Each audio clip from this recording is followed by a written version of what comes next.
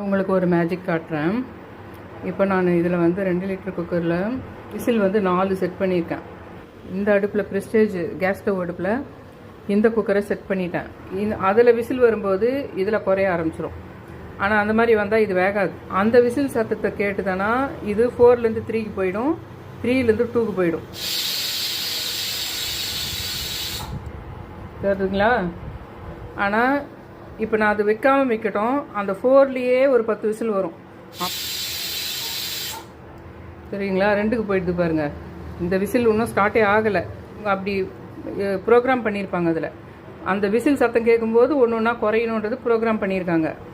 ஏன்னா நம்ம தெரியாமல் இதுலேயும் யூஸ் பண்ணி அதுலேயும் யூஸ் பண்ணும்போது நம்ம இதனோட விசில்னு நம்ம நினைக்கக்கூடாது. இது ஏற்கனவே உங்களுக்கு தெரிஞ்ச விஷயமா தெரியல. இது பாருங்கள், இப்போ குறையும் பாருங்கள். இது இன்னும் வரவே இல்லை. இதில் வர்ற விசில் அது இதில் குறைஞ்சிரும் பாருங்கள். ஆச்சுங்களா? இன்னும் போச்சு. இப்போ இது வெந்துச்சா? இது வேகலை.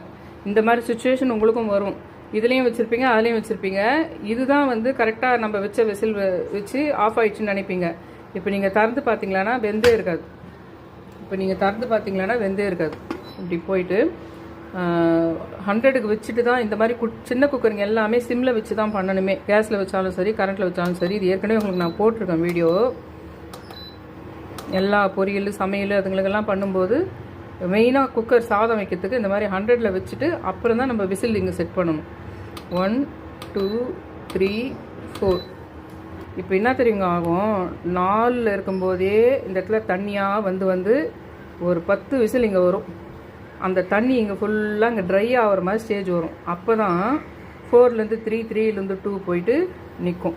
அந்த வேறு இடத்துல ஒரு விசில் சத்தம், கிளியர் விசில் சத்தம் கேட்டால் அது ஒன்று குறையிற மாதிரி உள்ள ரெக்கார்ட் பண்ணியிருப்பாங்க. அந்த சவுண்டு கேட்டால் குறையணுன்ற மாதிரி செட் பண்ணியிருக்காங்க அவங்க.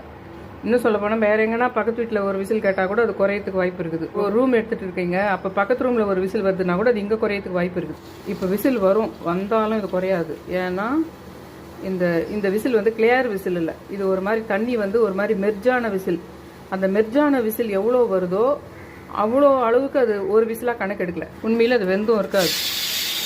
இப்போவும் வந்த விசில் ஒரு கிளியர் விசில் இல்லை. அதனால தான் அது 4லேயே இருக்குது.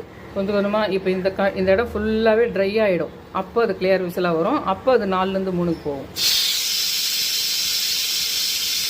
போச்சு பாருங்கள், கம்ப்ளீட்டாக இந்த இடம் ட்ரை ஆகிடும். அப்போ தான் அது 3க்கு போகும். இப்போ வந்து அடுத்த விசிலுக்கே 2க்கு போயிடும்.